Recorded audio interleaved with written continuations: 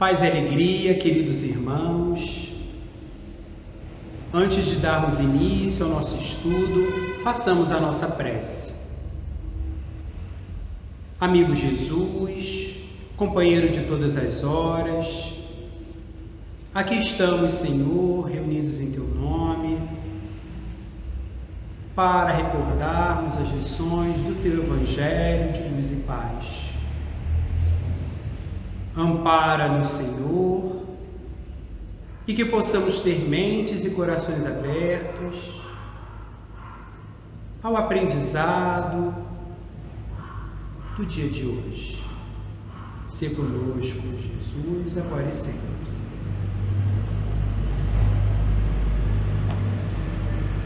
Bem, queridos irmãos, hoje o nosso estudo será de O Evangelho segundo o Espiritismo, de Allan Kardec, em seu capítulo 14, Honrai a vosso pai e a vossa mãe, o item 4, piedade filial.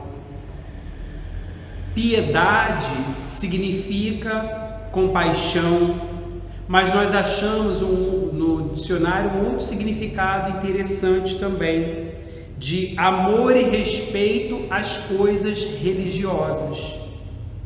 E filial é relativo a filho. Portanto, juntando as duas coisas, piedade filial poderíamos entender como compaixão, amor e respeito por parte dos filhos. E aí nós já temos uma ideia do conteúdo de que trata esse item tão importante do Evangelho segundo o Espiritismo. Mas antes de adentrarmos o item 4, que nos cabe mais diretamente no estudo de hoje, nós queremos retomar alguns trechos importantes dos itens anteriores, que vão falar também sobre piedade filial, porque o item 4 é uma continuação dentro desse mesmo assunto. E aí, logo no início do capítulo, no item 2, nós temos uma citação do Decálogo, que está em Êxodo, no livro bíblico de Êxodo, capítulo 20, versículo 12, citando o quarto dos 10 mandamentos da lei de Deus. Honrai a vosso pai e a vossa mãe, a fim de viverdes longo tempo na terra que o Senhor vosso Deus vos dará. E aí nós temos Allan Kardec falando sobre a piedade filial, comentando esse mandamento, quando ele diz: o mandamento, honrai a vosso pai e a vossa mãe, é um corolário da lei geral de caridade e de amor ao próximo, visto que não pode amar o seu próximo aquele que não ama seu pai e a sua mãe, mas o termo honrai encerra um dever a mais para com eles, o da piedade filial. Então Kardec nos lembra que a caridade ela começa dentro de casa, no próprio lar, junto à família, aos familiares, que são o nosso próximo mais próximo. Então, se Jesus recomendou o amor ao próximo, o próximo mais próximo são aqueles que convivem conosco no lar, na família. Então, é com eles que devemos iniciar a prática da caridade, servindo até mesmo como uma espécie de treinamento para a vivência do amor ao próximo, a prática da caridade na nossa vivência em sociedade como um todo. E Kardec prossegue nesse item 3. Quis Deus mostrar por essa forma, já que está num dos 10 mandamentos das leis de Deus, que ao amor se devem juntar o respeito, as atenções, a submissão e a condescendência, o que envolve a obrigação de cumprir-se para com eles, os pais, de modo ainda mais rigoroso, tudo que a caridade ordena relativamente ao próximo em geral.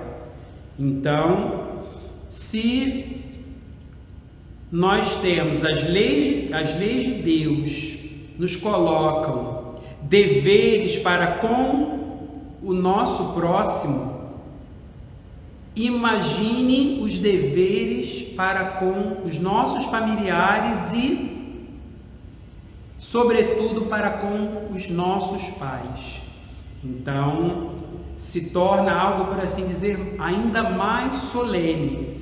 E essa questão, de honrar os pais, Kardec comenta aqui que envolve não apenas o amor, mas o respeito, a atenção, cuidado para com eles, a obediência e tantos outros elementos nessa relação entre pais e filhos, no caso dos filhos, mais diretamente para com os pais.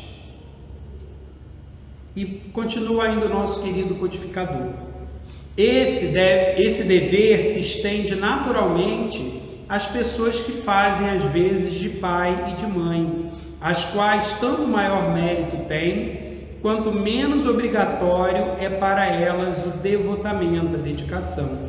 Deus pune sempre com rigor toda violação desse mandamento.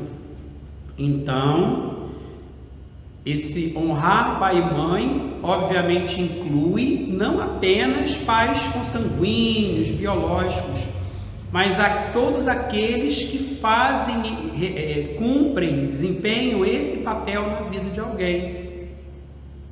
Sejam pais adotivos, pais do coração, pais de consideração, enfim. Precisa haver para com eles, da mesma forma que deveria haver para com pais consanguíneos, esse amor, esse cuidado, esse respeito, essa dedicação, porque, como Kardec bem lembra, vemos aí uma atitude ainda mais meritória da parte deles, de se responsabilizarem, cuidarem, criarem, educarem, amarem seres com os quais eles não teriam essa obrigação, por assim dizer, direta, já que não são seus filhos consanguíneos, biológicos, mas que nem por isso os impede de cercarem esses filhos do coração de amor, de ternura, enfim. E é importante que se reconheça esse gesto. E Kardec lembra no final desse parágrafo a questão da lei de causa e efeito, a responsabilidade que pesa sobre os filhos, não importa se são biológicos, do coração, que negligenciam esse honrar pai e mãe, negligenciam os deveres que deveriam ter para com os seus pais. Inclusive, nesse mesmo capítulo, honrar pai e mãe, capítulo 14 do Evangelho, mais à frente, no item 9, fala-se sobre a ingratidão dos filhos e os laços de família, mostrando o quanto essa ingratidão por parte dos filhos é um equívoco enorme e que terá consequências danosas, de sofrimento, dolorosas para esses filhos ingratos. Ainda aqui no item 3, Kardec também coloca: honrar a seu pai e a sua mãe não consiste apenas em respeitá-los, é também assisti-los na necessidade, é proporcionar-lhes repouso na velhice, é cercá-los de cuidados como eles fizeram conosco na infância. Então, às vezes a gente limita a ideia desse mandamento, honrar pai e mãe, à questão do respeito, que claro é importante e precisa existir, mas vai muito além. Precisa ter toda a afetividade envolvida, todo o sentimento de gratidão por todos os cuidados com que os pais nos cercam desde o nosso nascimento. Quantas noites de sono, mal dormidas ou não dormidas, cuidando de nós, em casos de doença, de enfermidade, de mal-estar, enfim. Quantas renúncias, quantos sacrifícios, quantas preocupações, quantos cuidados, quanto carinho. Então, é fundamental que sejamos gratos por tudo isso, e uma consequência natural dessa gratidão é cercá-los dos mesmos cuidados que eles nos cercaram quando ainda éramos frágeis. Agora, já crescidos, amadurecidos, muitas vezes com os pais já em idade avançada, são eles que necessitam de cuidados, né? Os papéis como que se invertem. E eles acabam se tornando, muitas vezes, como que nossos filhos. E devemos encarar isso com gratidão, com amor e como uma oportunidade bendita de retribuir naturalmente, espontaneamente, todo esse amor que recebemos. E o último trecho do item 3 que gostaríamos de trazer é o seguinte: Kardec, ele nos lembra uma coisa importante. Alguns pais, é certo, descuram, ou seja, descuidam de seus deveres e não são para os filhos o que deviam ser, mas a Deus é que compete puni-los e não a seus filhos. Não compete a estes censurá-los, porque talvez hajam merecido que aqueles fossem quais se mostram. Então, Kardec deixa claro que mesmo quando os pais não são aqueles que gostaríamos de ter, são pais com uma série de limitações, de falhas, infelizmente muitas vezes até mesmo negligentes no seu papel de pais, ainda assim devemos honrá-los, respeitá-los, amá-los, cuidar deles, porque não nos cabe julgá-los. Eles prestarão contas diretamente a Deus, porque, como coloca-se aqui numa outra parte do Evangelho, em que os pais perante Deus teriam, claro, metaforicamente, simbolicamente, que responder ao seguinte questionamento: que fizeste do filho confiado à vossa guarda? Ou seja, vamos prestar contas do que fizemos dos filhos que não são nossos, que na verdade são empréstimos de Deus. A quem cabe que nós venhamos a orientá-los, educá-los, guiá-los no caminho do bem.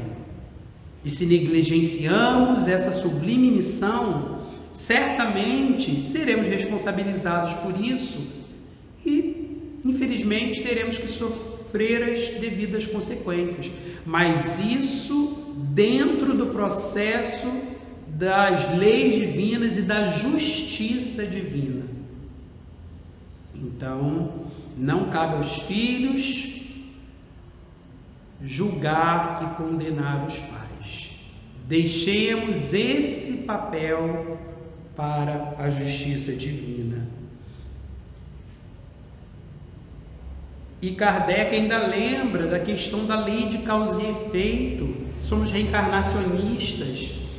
Nós não sabemos quais foram os elos de ligação entre certos pais e filhos em existências anteriores.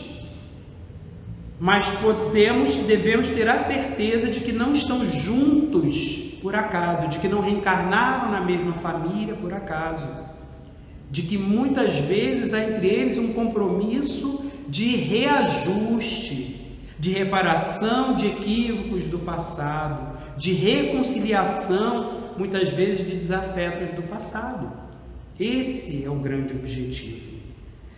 E Kardec fecha esse trecho dizendo: se a lei da caridade manda se pague o mal com o bem, se seja indulgente para as imperfeições de outrem, se não diga mal do próximo, se lhe esqueçam e perdoem os agravos, se ame até os inimigos, quão maiores não hão de ser essas obrigações, tratando-se de filhos para com os pais. Então, se indulgência, paciência, tolerância, perdão são formas de prática da caridade, de um modo geral, como vimos mais para o início desse capítulo, Kardec nos colocar, imagine o que não seria tudo isso com relação aos nossos pais. Mesmo com suas dificuldades, mesmo com suas limitações, é uma oportunidade justamente de exercitarmos essa paciência, essa tolerância, essa compreensão, esse perdão que devemos ter para com todos, mas com ainda mais intensidade para com eles, que são o nosso próximo mais próximo. E precisamos nos lembrar de que, por piores que possam parecer os nossos pais, e muitas vezes achamos que os pais dos outros são melhores, são aqueles que gostaríamos de ter, mas muitas vezes é uma questão apenas de aparência, porque não convivemos com esses outros pais no dia a dia, debaixo do mesmo teto, naquele convívio diário, que sabemos ser um desafio, de um modo geral, para as pessoas, de um modo geral.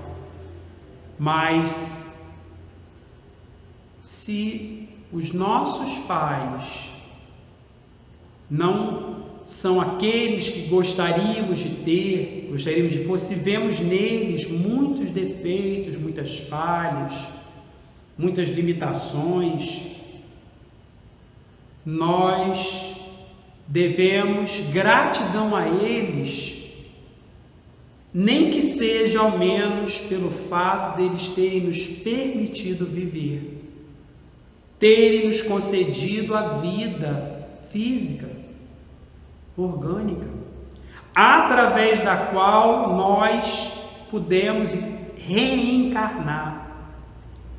A dádiva da reencarnação enquanto uma oportunidade de aprendizado, crescimento e progresso para nós enquanto espíritos imortais. Então, nem que seja isso, devemos ser gratos a eles. E aí, entrando no item propriamente dito de hoje, o item 4, Kardec, ainda falando dentro desse tópico da piedade filial, ele prossegue. Deus disse: honrai a vosso pai e a vossa mãe, a fim de viverdes longo tempo na terra que o Senhor vosso Deus vos dará. Porque promete ele como recompensa a vida na terra e não a vida celeste, a vida espiritual. A explicação se encontra nestas palavras: que Deus vos dará, as quais suprimidas, omitidas, retiradas, ocultadas na moderna fórmula do Decálogo, lhe alteram o sentido. Primeiro, meus irmãos, precisamos entender essa expressão Deus disse de forma metafórica, simbólica, em seu sentido figurado. Porque a partir do momento em que Moisés recebeu lá no Monte Sinai os 10 mandamentos da lei de Deus, também chamados de tábuas da lei, ou decálogos, então é como se Deus falando à humanidade, ainda que de forma indireta, não diretamente. E como Kardec coloca, nós podemos nos perguntar: mas por que nesse quarto mandamento, honrai a vosso pai e a vossa mãe, a fim de viver de longo tempo na terra que o Senhor vosso Deus vos dará? por que essa promessa de uma vida, né, de ter como recompensa uma vida melhor aqui na terra e não na vida espiritual, que sabemos é a nossa verdadeira vida? Podemos ficar em dúvida, confusos sobre isso. Mas aí Kardec nos lembra que em determinadas traduções desse mandamento, determinadas traduções da própria Bíblia e de outros livros que possam citar esse mandamento, muitas vezes é suprimida essa parte que Deus vos dará, ficando apenas honrai a vosso pai e a vossa mãe, a fim de viver de longo tempo na terra. E aí dando margem à interpretação de que essa terra seria o planeta Terra aqui, esse mundo terreno, esse mundo material em que vivemos na condição de espíritos encarnados, revestindo um corpo físico. Então acaba dando a ideia, dando margem a essa interpretação de uma recompensa realmente terrestre. Isso quando, em outras traduções, essa segunda parte desse mandamento não é toda retirada, suprimida, ficando apenas honrai a vosso pai e a vossa mãe. Só que essas supressões, essas omissões, elas vão alterar o sentido. Porque uma coisa é apenas honrai a vosso pai e a vossa mãe. Outra coisa é honrai a vosso pai e a vossa mãe, a fim de viver de longo tempo na terra.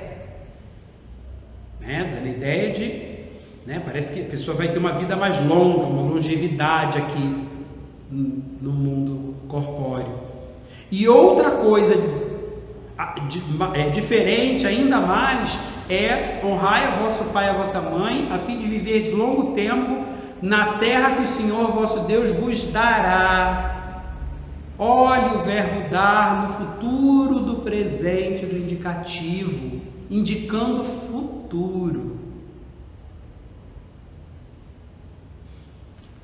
E aí Kardec ele prossegue comentando: para compreendermos aqueles dizeres, temos de nos reportar a situação e as ideias dos hebreus ou judeus naquela época, a época de Moisés. Eles ainda nada sabiam da vida futura, da vida espiritual, não tinham grande conhecimento sobre isso, não lhes indo a visão além da vida corpórea, do aqui e agora. Tinham, pois, de ser impressionados mais pelo que viam do que pelo que não viam. Então, a necessidade de coisas mais materiais, mais concretas. O povo hebreu, judeu, a época de Moisés, tinha essa necessidade ainda muito grande. E é Kardec mesmo que comenta mais sobre isso, logo no início do Evangelho segundo o Espiritismo, no capítulo 2, meu reino não é deste mundo, no item 3, quando fala justamente sobre a vida futura. E Kardec diz o seguinte: apenas ideias muito imprecisas, ou seja, vagas, tinham os judeus acerca da vida futura, da vida espiritual. Acreditavam nos anjos, considerando-os seres privilegiados da criação. Não sabiam, porém, que os homens podem um dia tornar-se anjos e partilhar da felicidade destes. Então eles acreditavam, eles não tinham quase conhecimento nenhum da vida espiritual, da vida após a morte, simplesmente acreditavam em seres angélicos ou anjos, mas achavam que eram seres privilegiados da criação, já criados por Deus, puros, perfeitos. O que contraria frontalmente um grande atributo, uma grande característica, qualidade de Deus, que é o de ser infinitamente justo e bom. Não seria justo da parte de Deus. Então, a doutrina espírita vem nos esclarecer que nós, enquanto espíritos, fomos criados, todos os espíritos, indistintamente, são criados por Deus da mesma forma, simples e ignorantes, sem conhecimento nenhum. e com a mesma destinação, que é a perfeição, a qual todos alcançaremos após passarmos por várias existências corporais, nas quais nós temos a oportunidade de adquirirmos aprendizados importantes e, com isso, progredirmos intelectual e moralmente. Então, todos um dia seremos anjos, entre aspas, ou seja, espíritos puros, perfeitos. Olha que maravilha! Mas os judeus, os hebreus, na época não tinham essa visão. Segundo eles, os hebreus, os judeus, a observância, ou seja, o cumprimento, a prática das leis de Deus, era recompensada com os bens terrenos, com a supremacia da nação a que pertenciam, com vitórias sobre os seus inimigos. Então eles viam sempre recompensas divinas de forma material, através de coisas materiais. As calamidades públicas e as derrotas eram o castigo da desobediência àquelas leis. Então, aquilo que lhes acontecia de negativo, de desastroso, de dor, sofrimento, eles também sempre associavam as coisas materiais a essa questão da prática ou não das leis divinas. Então, quando acontecia algo de desagradável com eles, para eles era um sinal de que Deus estava zangado ou contrariado com eles. A visão que eles tinham de Deus à época ainda era muito limitada também. Um Deus punitivo, cruel, parcial. Moisés não pudera dizer mais do que isso a um povo pastor e ignorante, que precisava ser tocado antes de tudo pelas coisas deste mundo. Então, o povo ainda não estava amadurecido o suficiente à época de Moisés para compreender as verdades espirituais, as coisas espirituais. Então era preciso que os ensinamentos se baseassem muito nas coisas realmente materiais, concretas, para que eles pudessem minimamente ter algum tipo de compreensão. Retornando aqui ao item 4 do capítulo 14, honrai vosso pai e a vossa mãe, sobre piedade filial, Kardec ainda coloca: fala-lhes Deus, então, numa linguagem que lhes estava mais ao alcance. Fala Deus, como falamos, sentido figurado, metafórico. E como se dirigisse a crianças, põe-lhes em perspectiva o que os pode satisfazer. Então, essa forma de falar, usando o aspecto mais material, de forma mais concreta, era o que eles podiam alcançar à época. Porque eram como que crianças espirituais.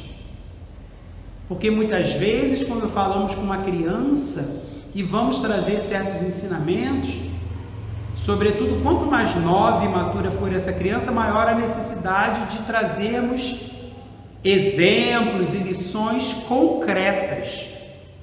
Porque quanto menor a criança, mais dificuldade ela tem de absorver e compreender coisas abstratas.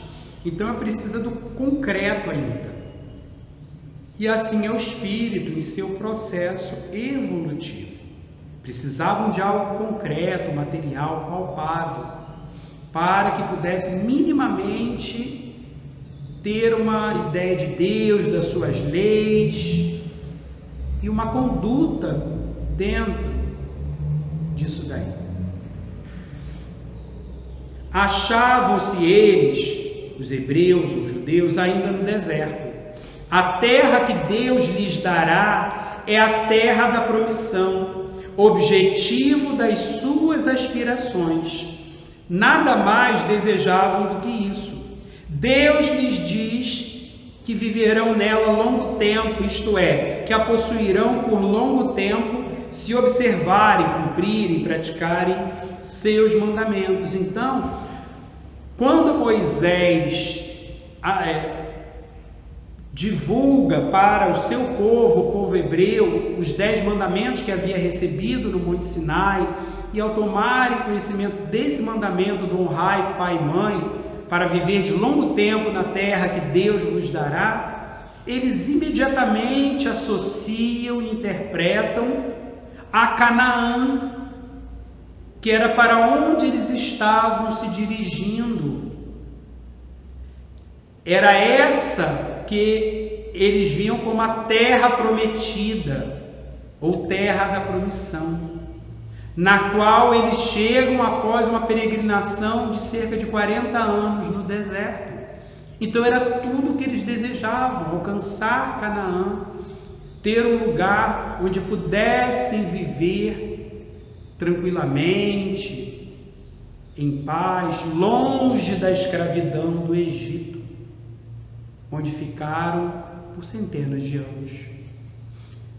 Então era a visão que eles tinham, era o concreto, palpável, material, ali naquele momento. E essa é uma das interpretações que acaba sendo dada a esse mandamento. Mas aí no último parágrafo, Kardec coloca: no entanto, ao verificar-se o advento, ou seja, a vinda, a chegada de Jesus, eles, os hebreus ou judeus, já tinham mais desenvolvidas suas ideias. Chegada a ocasião de receberem alimentação menos grosseira, o mesmo Jesus os inicia na vida espiritual, dizendo: meu reino não é deste mundo. Lá, no meu reino, e não na terra, é que recebereis a recompensa das vossas boas obras, das boas ações. Então, a vinda de Jesus muda a situação, a visão que se tinha, traz novos conceitos, novas ideias e uma nova mentalidade para o povo hebreu, o povo judeu.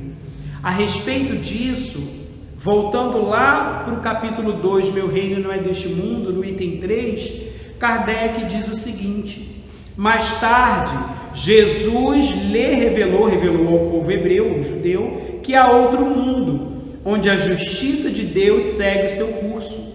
É esse o mundo que ele, Jesus, promete aos que cumprem os mandamentos de Deus, e onde os bons acharão sua recompensa.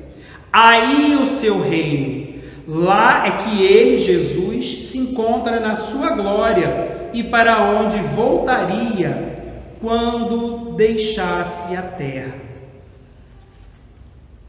Então, nós vemos que Jesus, ele traz realmente, ao menos as sementes aí dessa ideia da vida futura, da vida espiritual. E aí esse ensinamento, esse mandamento: honrai a vosso pai e a vossa mãe, a fim de viver de longo tempo na terra que o Senhor vosso Deus vos dará futuramente, muda de figura. Nós passamos a compreender de uma forma mais ampla, associando com a vida espiritual, com uma situação melhor e mais favorável na vida espiritual. Tanto que Kardec encerra o item, sobre piedade filial, e esse item 4, dizendo: a estas palavras, a terra prometida deixa de ser material, transformando-se numa pátria celeste, a vida espiritual. Por isso, quando chama a observância, o cumprimento, a prática daquele mandamento: honrai a vosso pai e a vossa mãe, já não é a terra que lhes promete, e sim o céu. Ou seja, como dissemos, é a promessa de uma situação melhor, mais favorável, mais feliz na vida espiritual. Mas para isso precisamos honrar pai e mãe, ou seja, amá-los, cuidar deles, respeitá-los, obedecê-los, enfim, fazer tudo o que de melhor estiver ao nosso alcance. E para encerrarmos o nosso estudo, nós queremos trazer, antes da nossa prece, nós queremos trazer trechos de uma mensagem do livro Vinha de Luz, psicografado por Chico Xavier, pelo Espírito Emmanuel, na lição 136, Filhos. Vós, filhos, sede obedientes a vossos pais no Senhor, porque isto é justo. Paulo, Efésios capítulo 6, versículo 1. Não somente os pais humanos estão cercados de obrigações, mas igualmente os filhos, que necessitam vigiar a si mesmos com singular atenção. Pais e filhos têm direitos e deveres. Quase sempre a mocidade sofre de estranhável esquecimento. Estima criar rumos caprichosos, desdenhando sagradas experiências de quem a precedeu, no desdobramento das realizações terrestres, para voltar mais tarde em desânimo ao ponto de partida, quando o sofrimento ou a madureza dos anos lhe restauram a compreensão. Então, muitas vezes, os filhos, sobretudo quando mais novos, acabam negligenciando as orientações, os conselhos dos pais, que têm uma experiência de vida maior, ao menos nessa existência viveram mais tempo.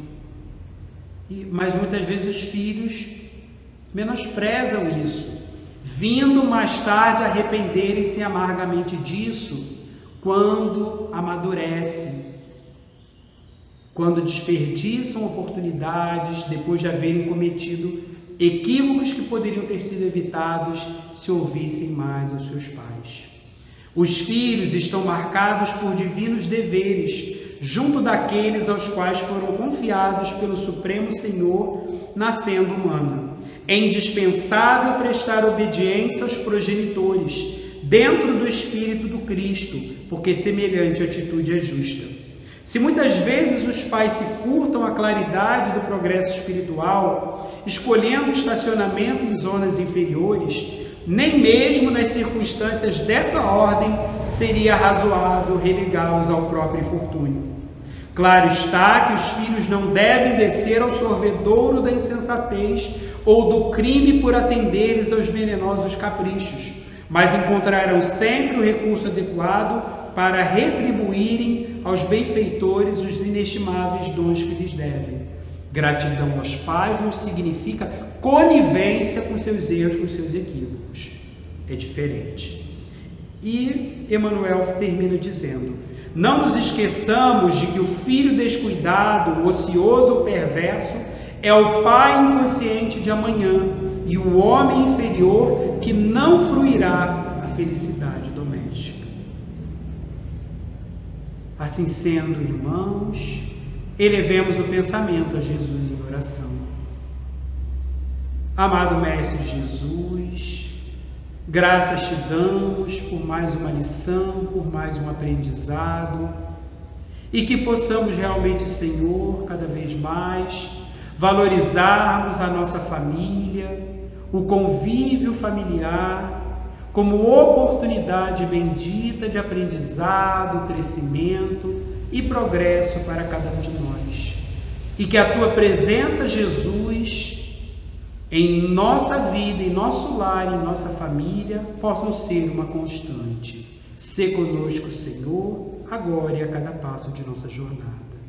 Graças a ti.